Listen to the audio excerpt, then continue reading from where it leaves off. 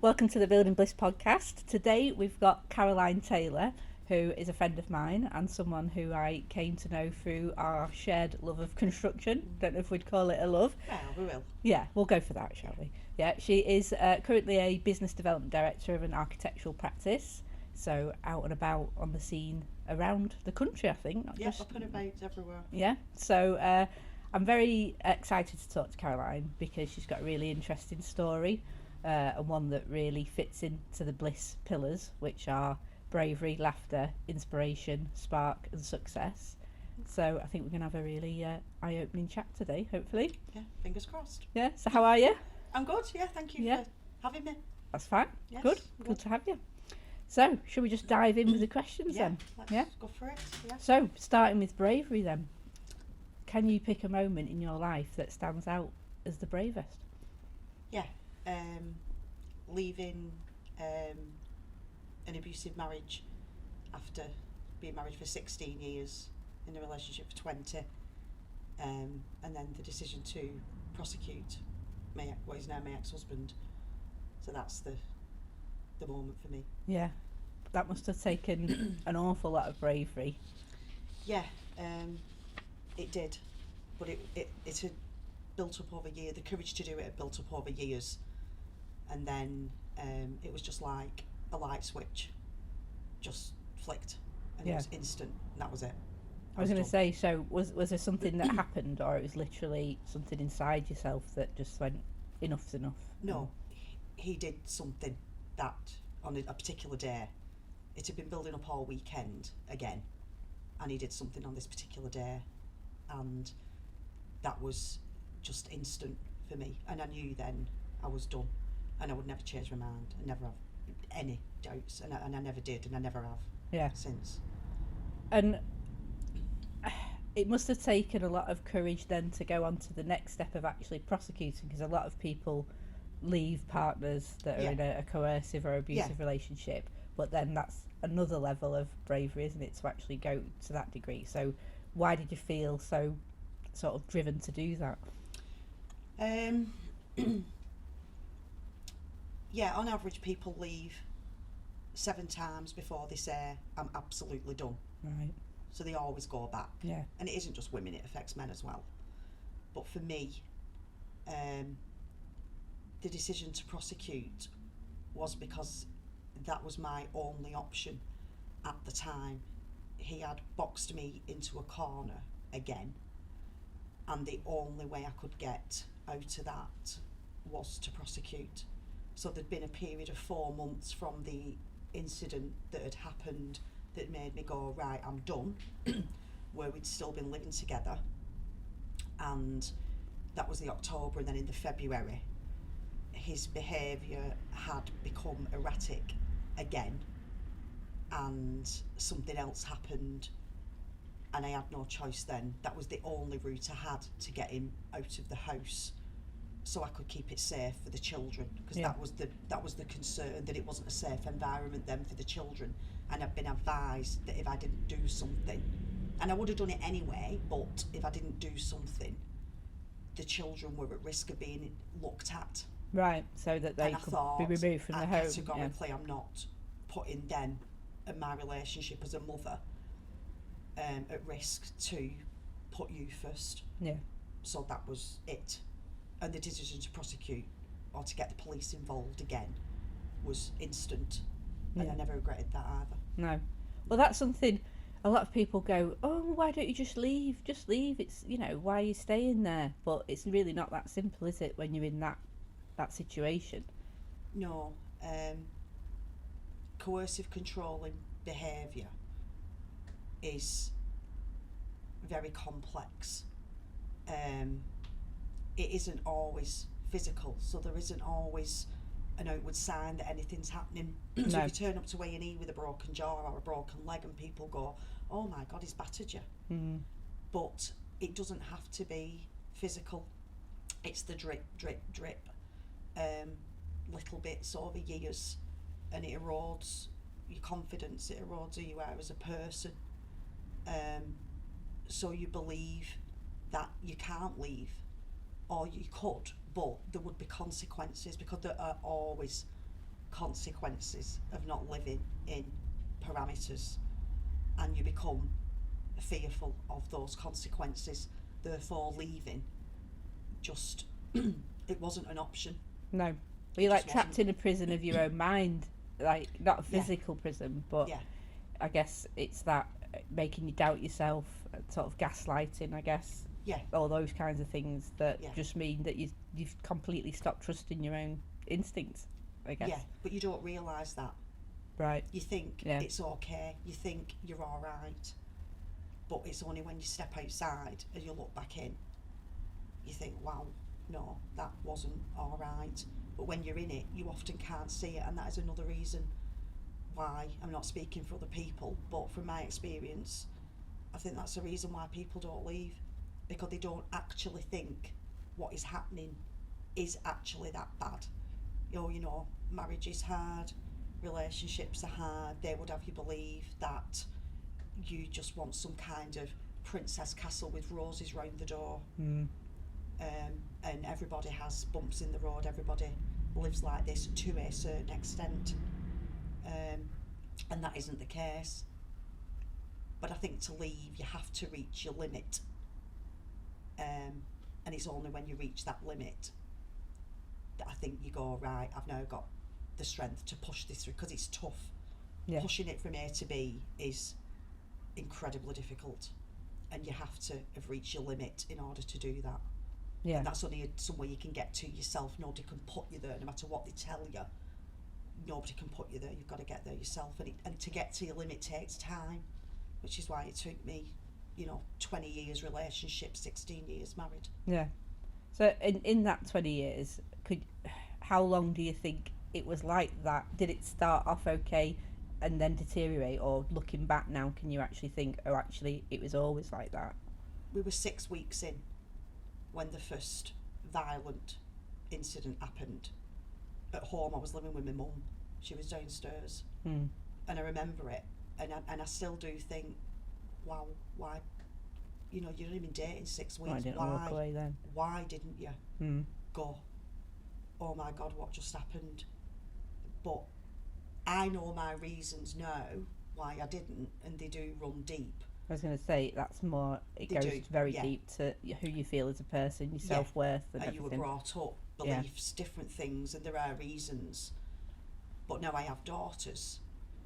My eldest has a boyfriend, he's a lovely, lovely lad. But I know if she came to me and said, he's just done this, he wouldn't step foot in my house again, and I'd be taken to the police. Yeah. But it's, mindset has changed though as well. From when I was 21, perception, understanding and awareness, and that's one of the reasons why I was happy to speak, because awareness is everything, because it happens behind closed doors and nobody talks about it, and this is why people get away with it. Yeah, I think, like you say, it's probably a lot more common than people realise. It's a lot more common. In varying degrees, obviously. It's a lot more common than people think. Yeah. And then obviously that continued throughout then from the start. Yeah, sporadically. Yeah. I'd say the emotional side of it was always there in some shape or form. The parameters of what was acceptable would always be there, and often you wouldn't realise they were there until you'd step out of those parameters and there'd be a consequence. Right. And then you'd think, oh, I won't do that again. So is that in terms of like you going out by yourself, for example, or going to particular places? It could be something as little as going to Tesco when he didn't want me to go to Tesco that day. Right. No, we're not going to Tesco today. Right. Well, you don't need anything today. Not going to Tesco today. We'll stay in the house today. Right. Wow. Really. What you look back now and go, yeah. What? The kids would go, we're going to Tesco. No, Dad says we're not going to Tesco today. Yeah. What? I'm like, no, we're not going. So that is just purely about control then, isn't it? Yeah. Over another person. Yeah. Yeah. So it could be big things, it could be little things. But there were gaps in the middle, I'm not saying the entire marriage was unhappy and it wasn't every day, but they have to give you a reason to stay, because when it's shit, it's really shit. Yeah. So if you don't dangle some element of normality, you wouldn't stay. No, so it's like that carrot and stick, isn't it? Yes. I'll be nice for a bit, and then Yes. everything's okay, and Yeah. then flip. Yeah. Yeah. So they're very aware of what they do, and they're very calculated, and they're very manipulative, very clever. Yeah. Yeah. Well, I think it's like it makes you live in a state of hypervigilance then though It as does. well. So you're constantly in Yeah. fight or flight mode, I Yeah. guess. Yeah, you have a knot here, just under your ribs. Just a knot, a tension, and you have it. And certain things now bring that back. It can be really random stuff, but I can feel it come back, that feeling. Yeah. But you get used to living with that feeling. It's just how you are. Yeah. You never feel at rest. No, because you're like, oh, I could just say the wrong thing here, or say something in the wrong way, or look the wrong way. Yeah. And then that could have a very Yeah. serious consequence. You're always preempting and planning the next. Smoothing over. Yes. Yeah. Well, if I did this could happen. Well, I'll plan for this. I'll tell the kids about this, and hopefully that'll be one of the outcomes. Yeah. And if it's not, then we'll just have to roll the dice and see what happens. Yeah. And how was that for your children growing up? Have they sensed that tension as they've got older, or Yeah, and was that's it the just reason. normal to them? Well, no. One of the reasons I left was because the children were noticing. I mean, they were 11 and 15. And they were developing their own relationships, dipping the toe. Well, the youngest wasn't, but the eldest was. Yeah. And I was always scared of her bringing someone home like him, who behaved in the same way.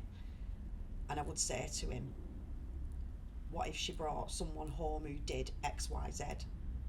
Well, I'd do this, and I'm like, well, what's the difference?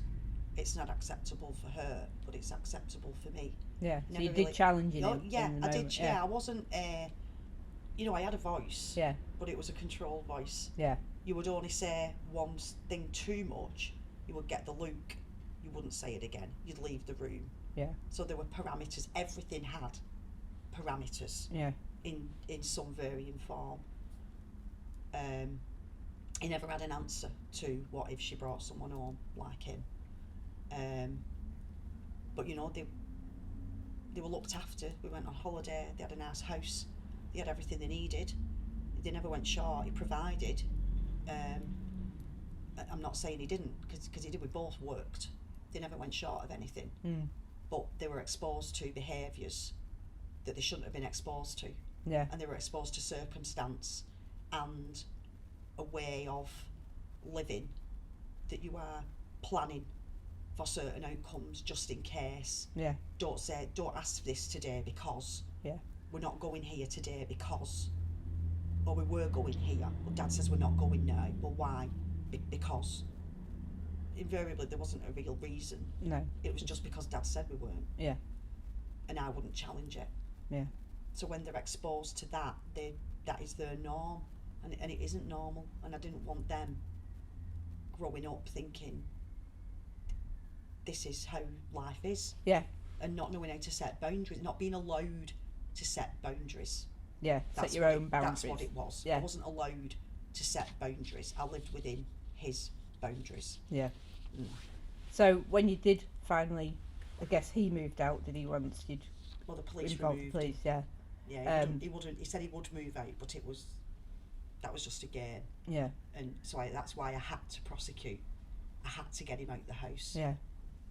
So once he had actually moved out, I guess, how long did it take you to actually come out of that hypervigilance state? Because I guess something like that is, once it's been for so long, you're always going to be in it to some extent. How did you sort of calm yourself in that moment? Well, I was really happy.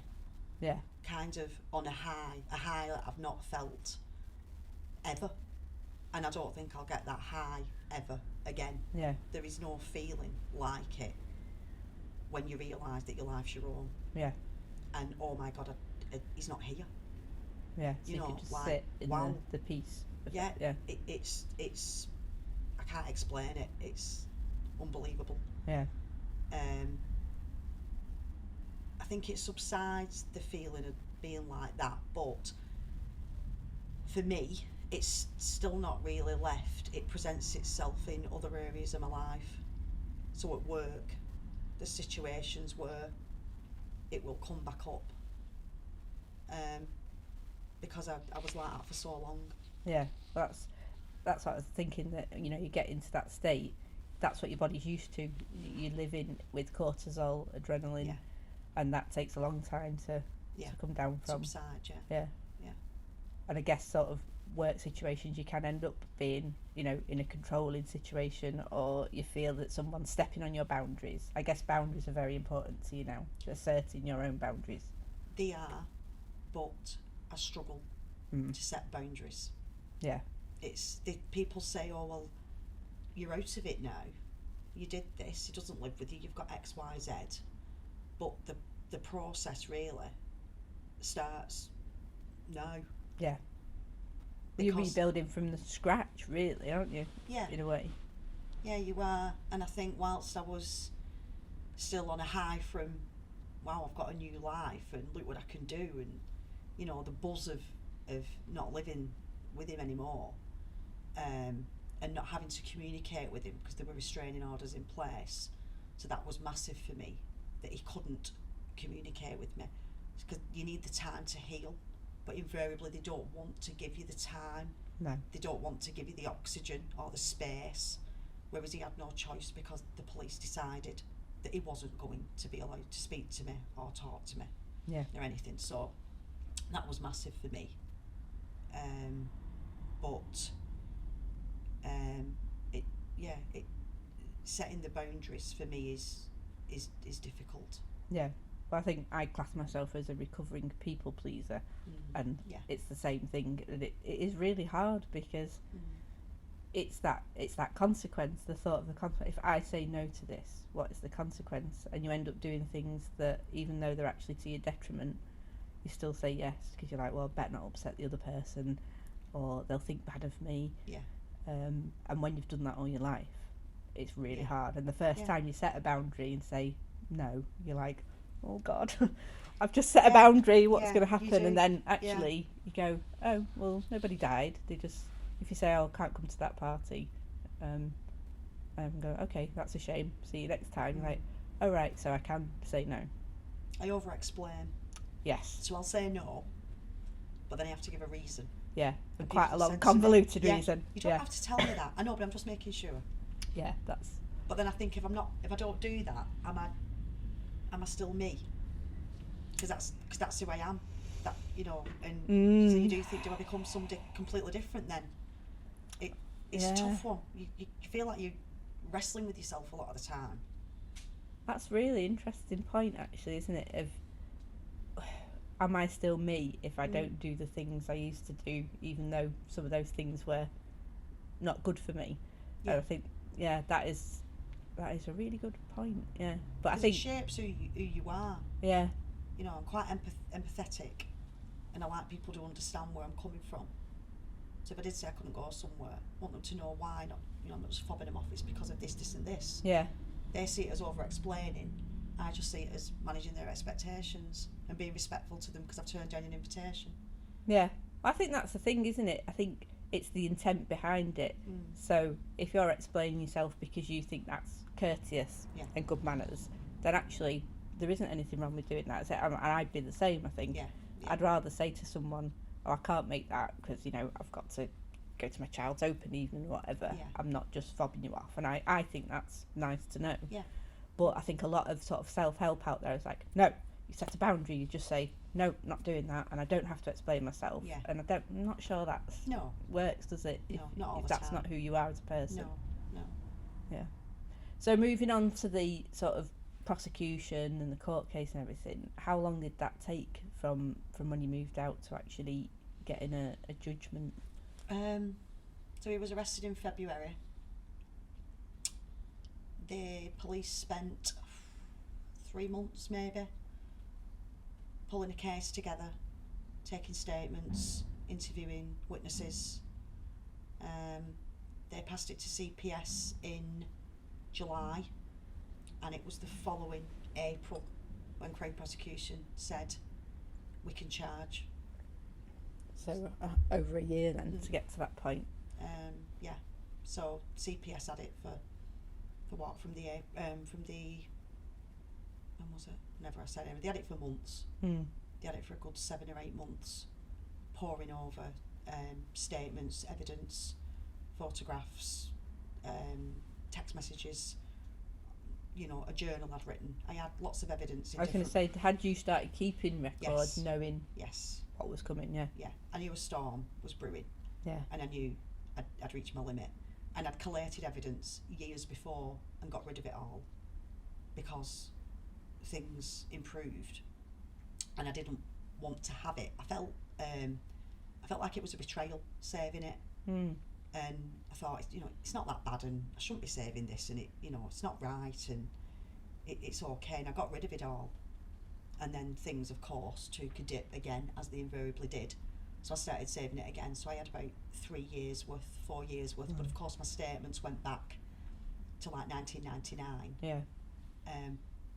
But you need evidence to corroborate what you're saying. So I had witnesses, and then I had my memory stick with text messages on, photographs.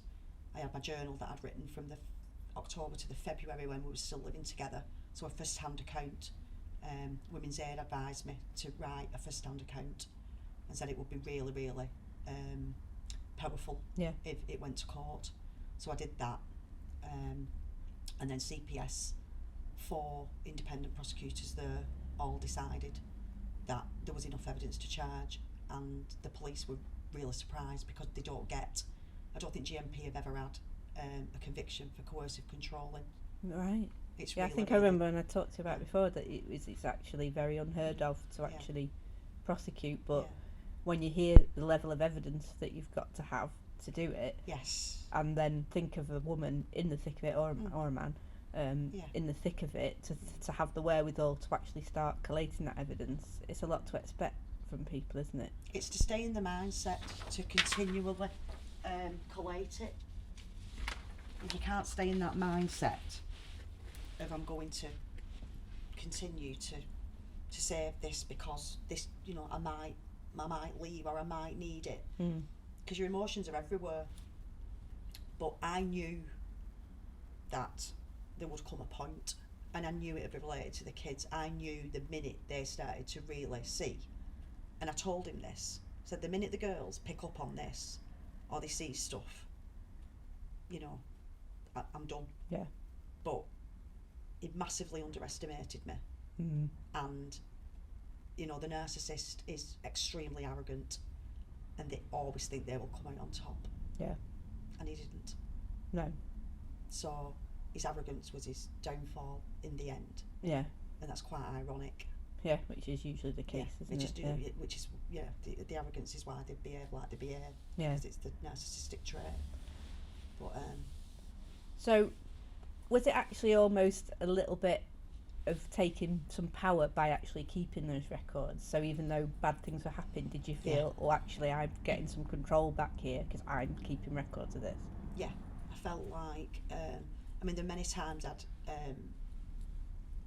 been kicked out the bed, and I'd be downstairs on the couch, you know, really upset, thinking, oh, if the kids heard, you know, what reason am I going to have that I'm down here in the morning, and your mind's whirring, and if you were lucky, he wouldn't contact you again that night. If you weren't, there would be message after message after message whilst you were downstairs on the couch. So then I thought, right, so I screenshotted them to my camera roll and then put them on a memory stick, dated them. So when I gave the stuff to the police, it was all in chronological order, it was all dated, and it had like a crib sheet with a reference to why that situation had come about. So it was, I gave it them gift wrapped basically. Yeah, you couldn't have done and more said, for them. There you go. Yeah. There's everything. That bruise relates to this incident, and the text message for that incident is there. And knowing that I was building that up, part of me hoped I would never need it. Yeah. But I wanted it in case I did need it, because I always knew he would say I was lying, I was exaggerating things, blowing things out of proportion, this isn't how it is. And I knew that I needed something to say, no, look, this is what is said. Yeah. Well, that's like helping you regain your own sanity, because I guess once you start documenting it, the more you realise how it's not okay to be living like that. Yeah. Takes a while though. It was the forum boards on Women's Aid. That was another thing I used to do. I googled it, because you're scared of googling stuff as well. I was going to say, even would it take your phone and look what was on it? And this sounds ridiculous. I didn't know how to clear my search history. You know, it just sounds ridiculous, I know, but I didn't.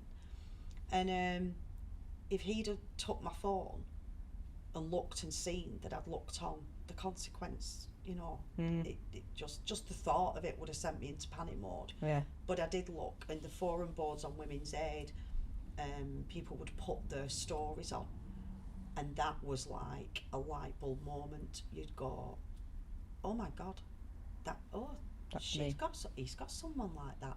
And the more you read, and then I would read other things, there were books online, and then you start to really realise this is so wrong that people have wrote books on it. You know, these behaviours, it's a pattern, and narcissists, abusers operate in patterns. When you spot the patterns, it's like splitting the atom. Yeah. You're like, right. Yeah. I know now. And knowledge is power. Yeah. And that gave me my right. I'm going to keep saving this, and I am going to keep reading these stories, because they're very, very similar. Yeah. So did it end up going to trial and you had to give evidence? We were scheduled for trial for March, and in the January, maybe, because he pleaded not guilty. I think it was in the January. They asked me if they could present my prosecution, so the CPS asked if they could present him with the 4 key points that they were using to prosecute, because they wanted him to go guilty, because they felt they had a really, really strong case. And my barrister was saying to his solicitor, the case is really strong. If he makes the victim, and I don't like that word, but that's what they call you, if he makes the victim go to court, and the fact that children will see sight of this as well, the courts will take a very dim view on that, coupled with the evidence. Well, it's making you have another trauma by making you give testimony, isn't it? And there's a chance that there's a high chance he'll get a custodial sentence. So his solicitor advised him of that, and he then pleaded guilty. So we then went to Crown Court. I wrote a victim impact statement, what I had to write, because the judge wanted that to form part of the summing up and the sentencing. They asked me if I wanted somebody to read that out. I said no, because I thought, if I'm going to empty my head as to how this has affected me, which for me, I didn't want him to know. It was like the ultimate sacrifice, him knowing exactly how it had affected me. Yeah, because he'd get one mass power trip off it. Yes. Yeah. There'd be no empathy from him. No. It would just be like a sick satisfaction for me. And I really didn't want him to know. But my copper said to me, you've thrown everything at this from day one. If you don't put everything down and give it your all, the sentencing may not be, you know, what you want. And my intention was never ever for him to go to prison. No. The children would not have benefited from that. I don't think he would have benefited. It's not what I wanted. No. But I wanted to make sure that it was held to account. So I did my victim impact statement. I read it out myself. And was he there? He was there, that? And did you do that visibly or behind the screen? No, I did it visibly. It was in like a plastic box in case he got sentenced. You know, Yeah. he had a prison A guard. at the side, and you know he was sealed in, and he was stood up, and I addressed him from like a box with a microphone, and the judge was like to the right of me, and I'd rehearsed it in the mirror because I did not want to stand with a sheet, and I wanted to address the judge in her position, and I wanted to speak coherently, and I wanted to address certain points direct to him. So I rehearsed it in the mirror. I knew what I wanted to say. It was more like a crib sheet, because it's my story. I hadn't made any of it up. I hadn't exaggerated any of it. So I knew what I needed to say. It was more about the order. Yeah. And I read it out and addressed some points to him. You actually looked at him? Yeah. And he hadn't seen him at this point for, you know, well, he hadn't spoken to him for, 18 months? Hadn't seen him for probably a year. Addressed it, the points that were particularly pertinent to me, addressed them direct to him. And then, the judge thanked me. She went out, did a thinking or whatever they do, and half an hour later came back in and, sentenced him. So, yeah. And what was his reaction to you when you addressed those points to him? Well, he was crying. But they cry for the self. Yeah, it's not crying from remorse. They don't cry is it? because they're sorry. No. They cry for the self, and he can turn on the tears. It should be on, should be on the Oscars. Cry for fun. To get the reaction that he needs. Yeah. Crying because I think he'd been called out on it, not because of what I was saying, how it had affected me. Because I say the head, when I say there, I refer to narcissists. Yeah. Because he is a textbook narcissist. He ticks every box. Yeah. They have no empathy. So he couldn't cry because I felt like this, because they don't understand what it is to feel how you feel. No. Because if they did, they wouldn't do it in the first place. No. He'll still never think he's wrong, probably. No, he doesn't. No. I'm the crazy woman who tried to send him to prison. That's the official That's his narrative. story in his head, yeah. Yeah. So do they, in terms of his sentencing, I don't know, we don't have to go into the actual sentence if you don't want, but No, I don't mind. does he get any help, any sort of community support, therapy or rehab? I mean, I don't know what there is out there, but... He got, what did he get now? He got a 2-year suspended sentence. So if he does anything like this again to any other women and gets, if they go to the police, that sentence will be invoked. So 2 years suspended. I think it was 200 hours of community service, a 30-day rehabilitation course on healthy relationships, and a 10-year restraining order. Right. For me. Yeah. So he can't contact me, speak to me, approach me. He's not really meant to be in like the same building. If I go into a pub, he should leave. Yeah. He doesn't. I can't make him as such, but he should. If anything was to happen, yeah, and he'd been found to be in that building with this restraining order, then the suspended sentence would be invoked. Right. And he can't cross the boundary line of my drive. Right. That's some solace, I guess. So, do you know if he's still in the area, or? Yeah. Yeah, he's not moved. Yeah, still sees the kids sporadically. Yeah. So yeah, he's still local. I don't see him really. I don't bump into him, which is surprising because we live in quite a small town. Yeah. But I don't bump into him. But my barrister said that the sentence that they'd given him was the maximum that was allowed. Right. So she said she's gone to town on him. Yeah. She said that's the maximum penalty that they can give without a custodial sentence. So she's thrown as much at him as she can. Yeah. Which I thought spoke volumes. Yeah, really. you definitely probably wanted to make an example, but obviously due to your diligence in actually having all that evidence. Yeah, that's what got it over the line with the Crown Prosecution Service. Yeah. Which, yeah, I was really proud of myself. Yeah, you should be, because I was. think there must be so many other cases that are probably as serious but don't get prosecuted because people haven't got that strength to have the evidence. And It's having the support, it's having the network, and it's having something that is not just your marriage. So they try to isolate you, you know, from friends and family. Never stopped me working, but you know, we needed the money.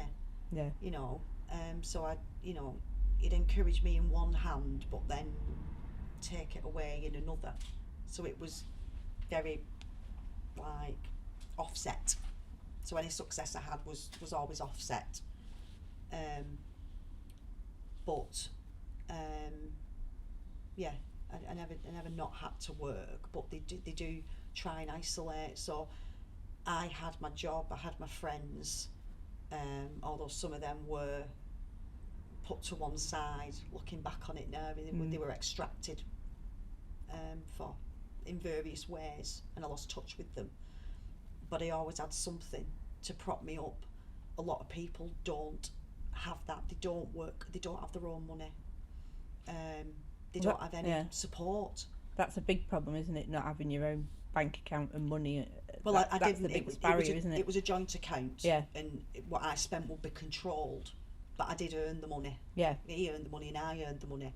Whereas, you know, some women, some men, they're at home with young children, they don't work, and they literally have no way out. You know, you can see how you would just bounce like a pinball. Yeah. And so you can see why people don't leave. Yeah. And why they can't prosecute. Yeah. Well, it's almost impossible, isn't it? If you haven't got your own money, you're literally walking away with perhaps a suitcase in your hand, with nowhere to go. Yeah. And no support. Yeah. It's not surprising that they end up going back. Did you say 7 times was the number? Average. Yeah. To leave. Unbelievable. Well, the next question I normally ask is have you become braver as you've got older? But to me, it sounds like you've actually been incredibly brave all your life, and that's only got more since you actually made the decision to leave. I think you get less tolerant as you get older, and you get more resilient. So I was tolerant of behaviours when I was younger, but the children were younger.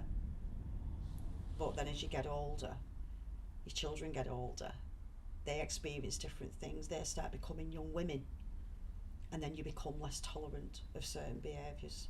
Yeah. And as you build up that tolerance, your resilience builds then as well. Yeah. So I think the two come hand in hand. You know, if that equates to being brave, then yeah, maybe.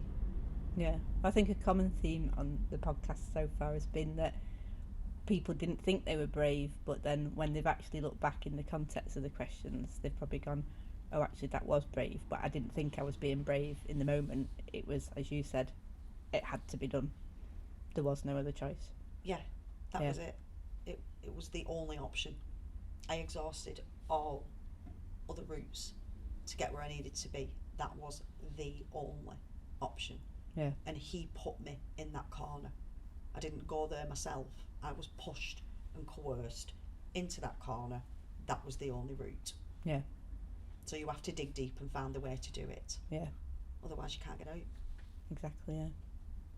So generally now though, as a person who is free, have you done any things that you think, oh well, because I'm free and I'm feeling more brave, I've done some different things in life, or are you just experiencing the joy of being free? I tend to try not turn things down much. So I'm a big believer in, I spent so long having to say, no, I can't do that, and making up excuses, or doing things, because I was allowed to do things, but there would always be a consequence. So really you're doing them, but you're not really doing them. Yeah. Because you're always in like a bit of a limbo. Yeah. So now I think if someone says, oh, do you want to do this? You know, whether that be networking with work, coming to a dinner, or friends go, oh, do you want to book this? I kind of go, yeah, because I think, well, I should. And I'm free to make that do choice it. now. I can make that decision. Yeah. I know how much money I've got in the bank, you know, I can control my life, and I will do, and I'll take every opportunity that comes my way. I think that makes me a bit irresponsible at times, because life isn't like that, is it? No. You can't just do whatever you want whenever you want, Yeah. and you know, go out every weekend, or you know, holidays or whatever. Life isn't like that. But I'm still experiencing this new, I can do what I want when I want. Yeah, well, I think actually you're owed a lot of that irresponsibility, because you've missed out on that. So, because if you were saying 20 years, so you were 25 when you met. So 21, right. So, yeah, you've kind of missed out on that thing you have when you're young of being irresponsible, haven't you? Because you're already being controlled. So I think you've earned some credit in the irresponsibility front. Yeah. Definitely. Yeah, but yeah, it's nice. Like, you know, life's good. Love it. Yeah. We'll move on to the L of laughter. Yeah. So how important has laughter been in you getting through all this? Laughter's massive. The ability to laugh at yourself is the best form of laughter, I think. Yeah. I think if you can't laugh at mistakes you make, you know, I mean, I'm doing daft things all the time. Like, you know, I do a lot. I think if you can't laugh at yourself, then it's quite sad. But I have someone I speak to on a daily basis, and they make me laugh. Every conversation, there is a laugh. Yeah. Whether it's them sort of taking the mick a little bit out of something I've said or something I've done, or going, oh, listen to this, or it's just a story that they're telling. I laugh every time, and I just think laughter's massive, you know. I have good friends, and we laugh a lot, and each one will bring a different sense of humour. Yeah. So it's layered laughter. I think even like in our industry as well, laughter's actually a great way to connect to other people, isn't it? It is, yeah. And my girls as well, they're funny, very witty. So we always have a giggle at home. Yeah. So yeah.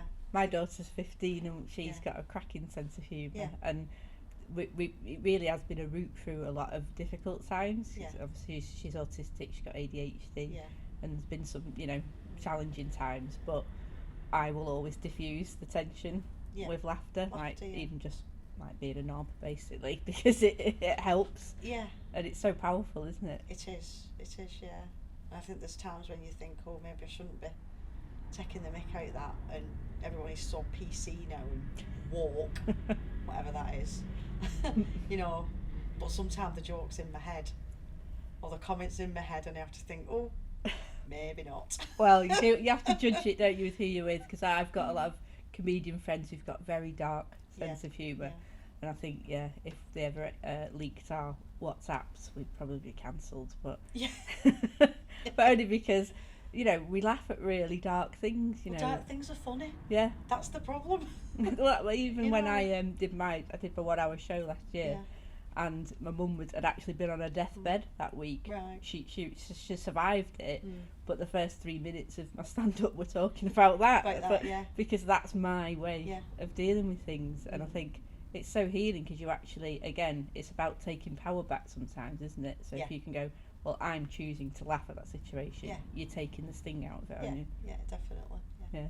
So other than your friends, what makes you laugh? Like, have you got favourite comedians or shows? It's everyday things, really. I mean, I do like stand-up, and you know, I've been to watch a few, but it is the everyday stuff. It's the irony in situations that makes me laugh, and I'm quite sarcastic, so that side comes through quite a bit. Yeah. But to be honest, I laugh at a lot, and think some things will tickle me that other people don't find funny. Yeah. And I am crying, laughing. You know, my eyes are watering, and people aren't laughing, and I'm thinking, oh, it's not that funny. But then that makes me laugh more, and then people are like, are you all right? And I'm like, yeah, it's just my eyes always water when I laugh. You know, and then you look ridiculous. Yeah. And if it happens at work, and I'm biting my tongue thinking, you're going to have to rein it in, Caroline. But if something's funny, Yeah. it's funny. And there's nothing worse than trying to stop Stop laughing it. when you think The you fact that shouldn't nobody be. else finds it funny makes it funnier. Yeah. So, And then you're just in a hysterical loop. You're on aren't you, loop. then? Just going, oh my God, this is awful. Yeah. But yeah, so that's funny. Well, that's the best though, isn't it? Because that's totally unbridled. Because obviously I look into sort of the science side of it, and I think obviously we're unique as a species of laughing, but babies laugh, don't they? Yeah. There's nothing lovelier than when a baby laughs. You're like, well, that so must be built in our DNA. Yeah. That need to laugh. Yeah. And the ability to laugh, that it's got to be good for you. Yeah. It cannot be suppressed. Yeah. And I heard that for every laugh you live like a second longer, so Oh wow. I think at this rate I'll be the only one rocking, laughing in the corner on my own. Yeah. You'll be like one of these 110-year-old women, and they go, what's your secret to a long life? Yeah. Laughing at ridiculous things. Yeah. Be like the mad cat woman. Yeah. Love it. So have you got a favourite joke?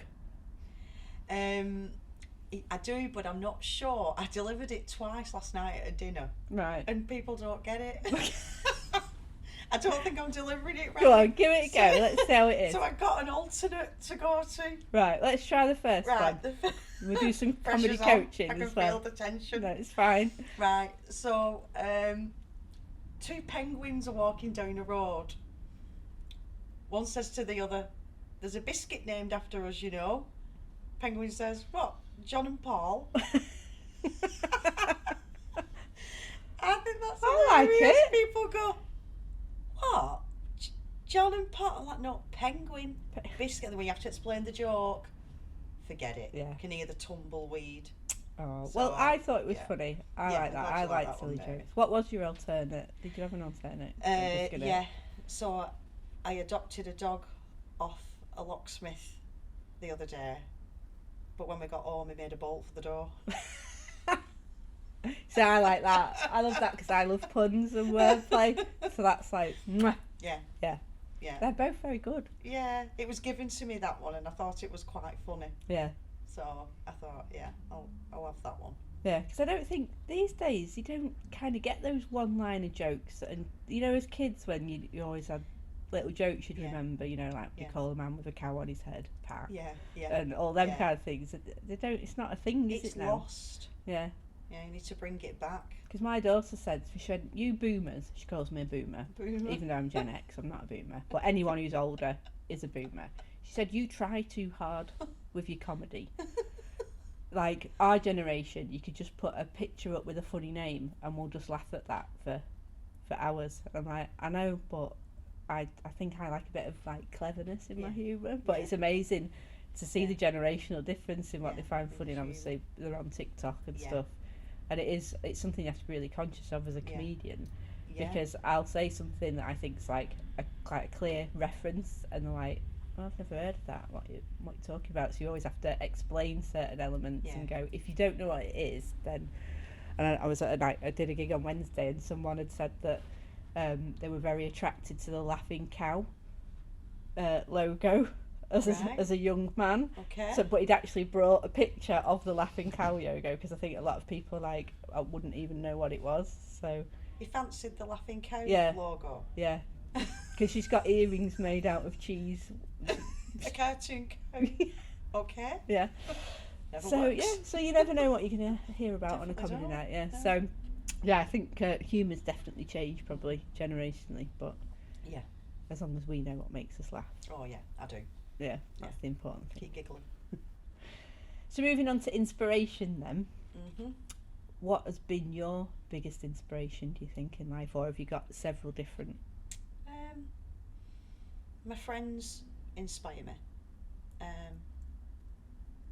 One is, she wobbles my head. She's a tough love.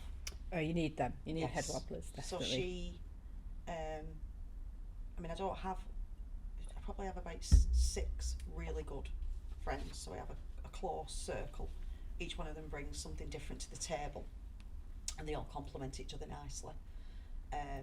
But one is a head wobbler, quite direct, tells it as it is,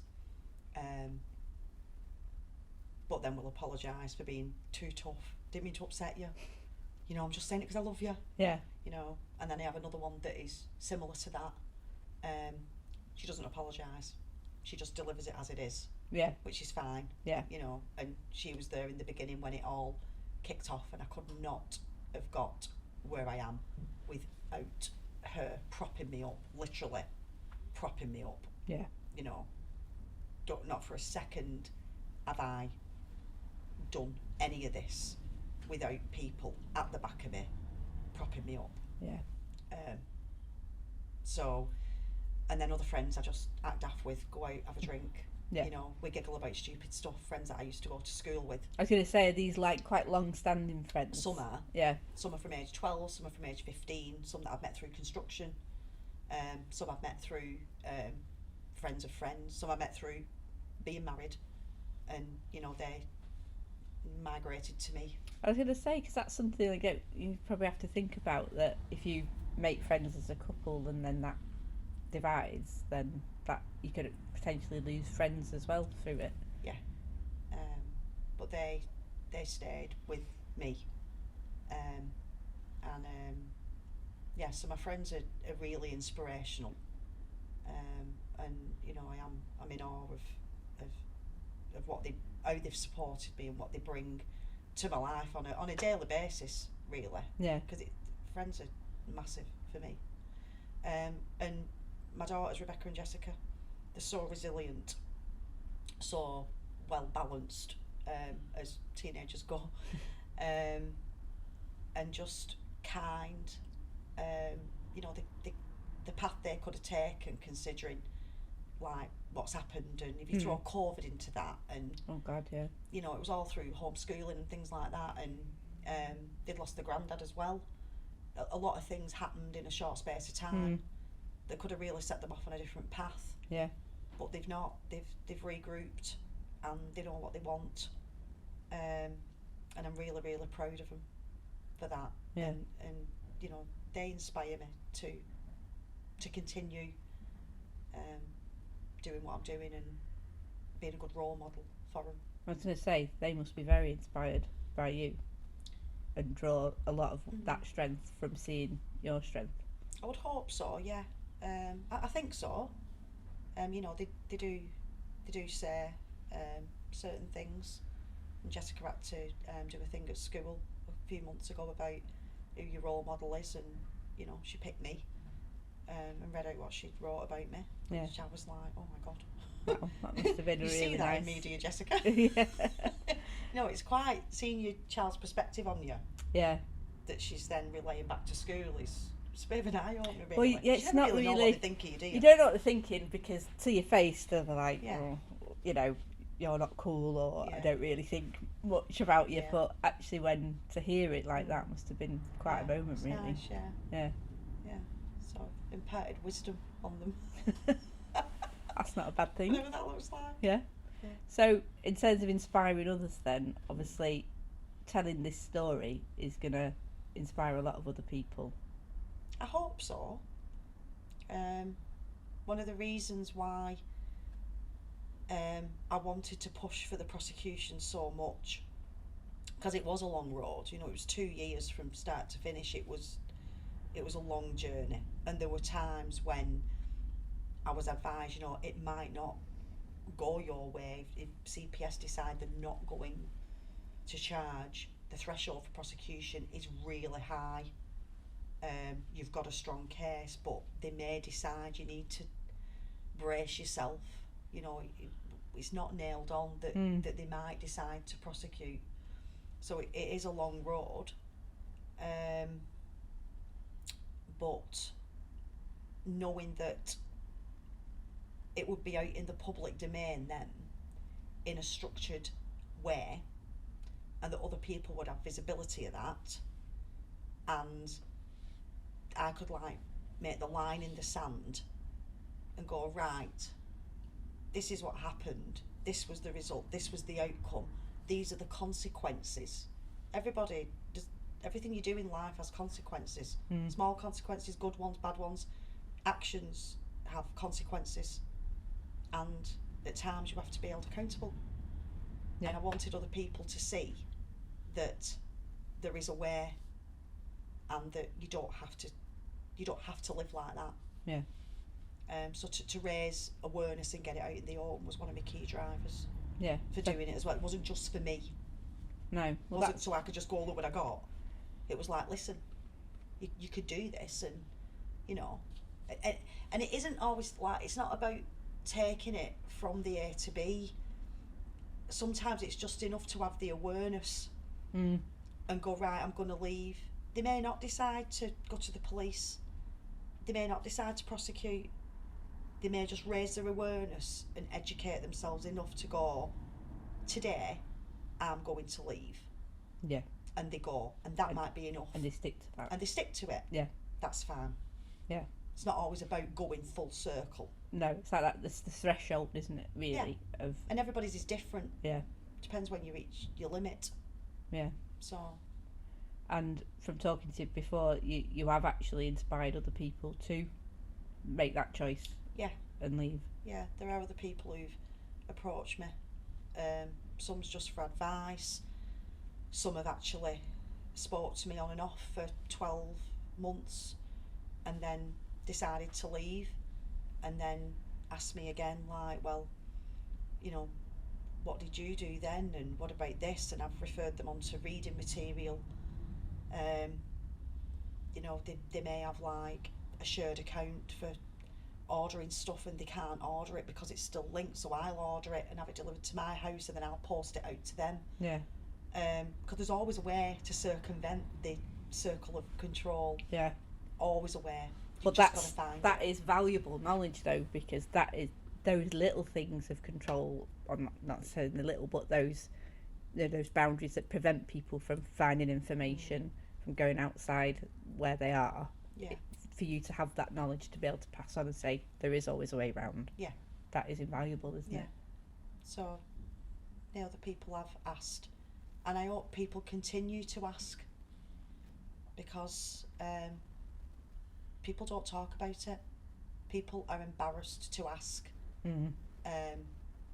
what went on or what happened, or there's a real stigma attached with domestic abuse, and because of that stigma, it happens behind closed doors.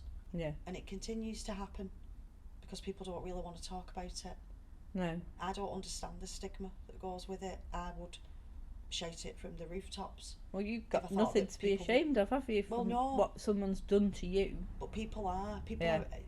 It makes people uncomfortable when you tell them. You know, I've seen people physically like clam up and, you know, oh my God, what's she telling me? You think, oh, I've got to, you know, I better change the subject because they're obviously not comfortable. But they've asked a question. I won't lie. Yeah. And I won't filter it. No. So they've asked a question and I've given an answer. But then they're like, oh. And you don't get it a lot, but you do get it, and there is still this stigma. But it's a very sort of British disorder about talking about anything that are uncomfortable. You know, even if someone like your partner's died or someone close has died, nobody knows what to say. No. So, but rather than, it'd be better for me to go, actually, I don't know what to say to that. That's really bad that you went through that, but I don't know what to say. That would be better than going, oh, better not say anything because I don't know what to say. It'd be better to say, I have no words other than to say, that was really shit. Sorry you went through that. Yeah. And that would be a better response. Better response, yeah. But, so the more people know, the better for me. And then if somebody else can have their light bulb moment, then fantastic. Yeah. Because I always quote my favourite quote is if to know that one person has breathed easier because of you, that's to have succeeded. And it sounds like you've already made a lot of people breathe easier. So a few. Yeah, that's really good to hear. Yeah, that's good. So moving on to Spark then, I guess there's a bit of crossover with Spark and inspiration, but what gives you spark? What do you get up for in the morning? Well, I know when my spark came back, but I'm not sure it's for your listeners' ears. Right. So we'll move on from that. Oh, you've intrigued me now, though. So I know when that spark came back. Yeah. Is it a post-watershed type of it's spark? that kind of spark. if we just say it was getting your mojo back, then Yeah. yeah, When you think, oh, actually, yeah, maybe I'm not that person that I was told I was all them years. Maybe I'm this person instead. yeah, You know, these are like key moments, and really surprising. It can be really, really surprising. And this, you know, they still happen now, but in smaller doses. yeah, I could be presented with a situation, and I'll do something, and then you think, oh God, I never thought I'd have done that, or I never thought I'd have reacted that way. But yeah, I think just living my life and having that freedom, that's the spark. yeah. I don't It's think an that everyday thing, I guess. will ever go. Yeah, So yeah, that's. I mean, I think when I saw the reactions of the police when I was telling my statements, and when they witnessed some of the behaviour themselves, when I saw their reactions to what I was saying and what they'd seen, and it was acknowledged for the first time by someone in a position of authority yeah, as being fundamentally wrong, that gave me a spark. yeah. That validation. gave me a right. I've been right. Yeah, I knew I was right. yeah, And now you're saying I'm right. You're in a position of authority. You must have seen all sorts of stuff in the police, and you're saying that this is fundamentally wrong. yeah. And your reaction, your face, as I'm relaying these tales, is just like, some of them were like, Gobsmacked. have you never reported this? Like, they were amazed. Yeah, And that gave me that fire, because I knew then, yeah, this is wrong. yeah, So that gave me a spark. But that was obviously at that time. But the life I have now, the freedom I have to make my own choices, to do what I want, that is, like, I pinch myself every day. I was going to say that, to me, that is something that every day you wake up Yeah. and it's almost still an act of defiance Yeah. to him. Pinch myself every day, Yeah, because I used to dream about the life I have now. yeah, It was like my fantasy life. yeah, Having my house, be able to put TV on, watch what I want, get up in the morning, make a brew, quiet house, you know, till the girls wake up. Well, what should we do today? Well, I feel like doing this, we'll just go and do it. yeah, I used to dream of having that life, and never thought I would get it. yeah, So I do still pinch myself. And when things are like not going that great, I just think, yeah, but they could be not going that great, and he could be sat in the chair there, and Yeah. then things just don't seem as bad. no, it's a great sort of reframe, isn't it, on Yeah. everything. Yeah. And I guess that moves us on to success, because, as I always say, success looks different for everyone. And I guess that is your measure of success now, that you've got that life that you dreamed of. Yeah, it's happiness. You know, on the outside, we looked like we were really strong. That there were people who kind of knew, they'd seen behaviours. There were family members who knew. There were friends who'd witnessed stuff. But as long as I was like okay, and we were together as a couple, it would never really be challenged. They might say, "Does he always speak to you like that?" Or, you know, "You're really quiet today. What's the matter? Are you not having a drink?" "No." "Why? What's up?" You know. But and if somebody says they're all right, you just, what can you do? Yeah, well, So- that's why when you were saying about the stigma, that thing, it's like the last vestige, isn't it? A marriage or a relationship of people don't want to admit when things are going wrong, and the people from the outside don't want to be saying, you know, criticising you. Yeah. It's a delicate thing, isn't it? It is. And often we were on a night out, or we were at their house, or the kids were around, we were doing something. You don't want to spoil the moment, you know, but behaviours were witnessed at different times. So I think to the outside world, yeah, we were like a strong unit. You know, we had nice things, we had the kids, you know, we looked not perfect, but we looked like a strong couple. Yeah, functioning. Yeah. Yeah. And you know, people have said, "Oh my God, I'd never have thought that." And you were Well, always I so was personally smiley. gobsmacked. Yeah, You know, you're always so bubbly.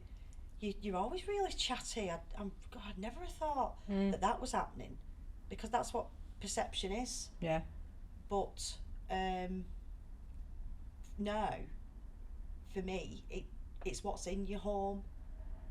It's not like what the colour your front door is. Yeah. It's what's in you.